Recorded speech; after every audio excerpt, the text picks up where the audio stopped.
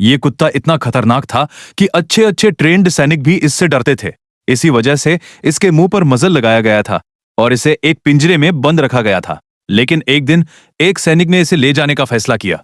वह बिना किसी डर के सीधे पिंजरे के अंदर चला गया। कुत्ता तुरंत खड़ा हो गया, हमला करने के लिए तैयार। ब्रिग्स धीरे धीरे उसके पास गया और उसे छूने की कोशिश की। कुत्ता बिल्कुल शांत रहा। ब्रिग्स ने अपने दोस्त से कहा, यह इतना डरावना नहीं है। लेकिन अगले ही पल कुत्ता उस पर झपट पड़ा।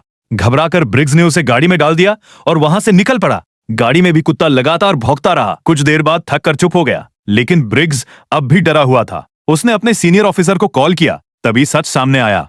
यह कोई आम कुत्ता नहीं था, यह एक मिलिट्री डॉग था जिसका हैंडल जंग में मारा गया था और उसी सदमे के बाद वो सब पर हमला करने लगा था। ब्रिग्स ने तय किया कि वो इस कुत्ते को उसके हैंडल के अंतिम संस्कार तक ले जाएगा। लेकिन यह सफर आसान नहीं था। फोन कटते ही कुत्ता फिर से बेकाबू हो गया। ब्रिग्स उसे शांत करने की कोशिश करता रहा, लेकिन कुत्ता तब तक नहीं माना जब तक गाड़ी रुकी नहीं। हिम्मत करके ब्रिग्स ने मजल हटाया और पिंजरे का दरवाजा खोला। कुत्ता जोर जोर से भौंकने लगा। डर के मारे ब्रिग्स ने दरवाजा फिर बंद कर दिया।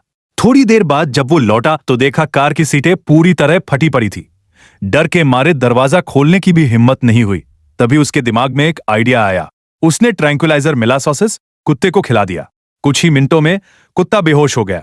तब जाकर ब्रिग्स ने राहत की सांस ली।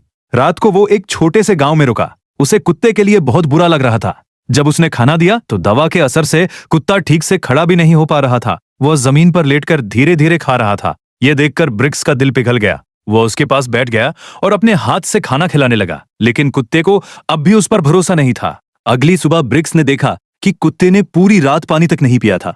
जैसे ही उसने पानी की बोतल उठाई, कुत्ता झपटकर बोतल छीन ले गया।